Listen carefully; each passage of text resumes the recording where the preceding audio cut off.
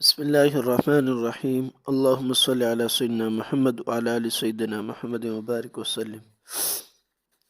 اسلامی آداب آپ صلی اللہ علیہ وسلم نے جو ہمیں معاشرتی زندگی سکھائی ہے، آداب کے اعتبار سے، اخلاق کے اعتبار سے، اس میں سے آج دوسرا حصہ ہے پہننے اور اڑنے کے آداب۔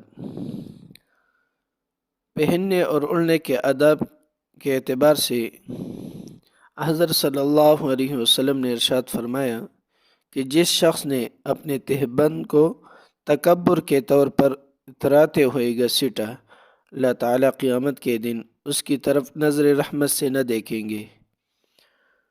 نمبر 2، آپ صلی اللہ علیہ وسلم نے ارشاد فرمایا کہ ٹہنے سے نیچے جو تہبند، پائجامہ وغیرہ کا حصہ ہوگا وہ دوزخ میں ہوگا،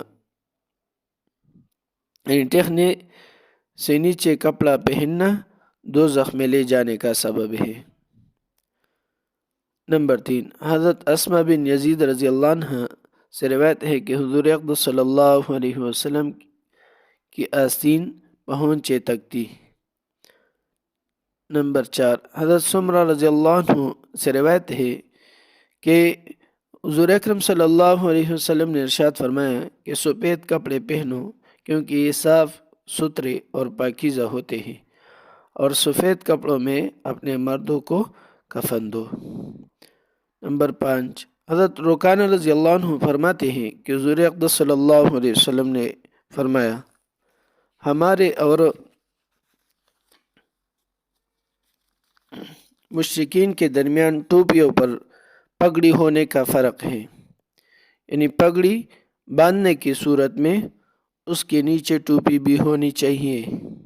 بعض لوگ پگڑی باندھتے ہیں اور اس میں ٹوپی نہیں پہنتے یا اور اس کا سر کے بال نظر آتے، تو ایسا کرنا کیا ہے؟ مکروہ ہے۔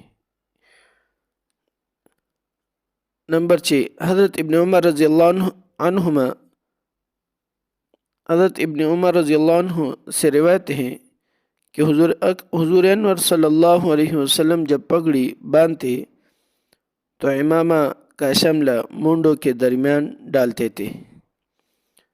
نمبر 7، ایک مرتبہ سرور دو عالم صلی اللہ علیہ وسلم نے حضرت عبد الرحمن ابن غوف رضی اللہ عنہ کو پگڑی پہنائی تو اس کا ایک کنارہ سامنے کی طرف اور دوسرا کنارہ پیچھے کی طرف ڈال دیا، یعنی پگڑی کے دونوں طرف ایک ایک شملہ کر دیا اور ایک کو آگے اور ایک کو پیچھے ڈال دیا۔ نمبر 8، اور فرمایا رحمت اللہ عالمین خاتم النبیین صلی اللہ علیہ وسلم نے کھاؤ پیو اور صدقہ کرو اور پہنو، لیکن اس حد تک کہ فضل خرچی اور غرور یعنی شیخی فن کی ملاوٹ نہ ہو۔ نمبر 9، اور یہ بھی فرمایا میری امت کی عورت کے لیے سونا اور ریشم حلال ہے اور مردوں پر حرام کر دیا گیا۔ نمبر 10، اور فرمایا کہ جس نے دنیا میں نام و نمود کا لباس پہنا اللہ تعالیٰ اسے قیامت کے دن ذلت کا لباس پہنائے گا۔ نمبر 11، نیز ارشاد فرمایا کہ جب تم کپڑے پہنو اور جب تم وضو کرو تو داہنے طرف سے شروع کیا کرو۔ نمبر 12، مرد عورت کا لباس نہ پہنے کیونکہ اس سے خدا کی لعنت ہوتی ہے۔ نمبر 13، جوتا پہنتے وقت پہلے داہنے پاؤں میں جوتا ڈالو اور جب جوتے اتارو تو پہلے بایاں پاؤں نکالو۔ نمبر 14، ایک جوتا پہن کر نہ چلو، دونوں جوتے اتارو یا دونوں پہن لو۔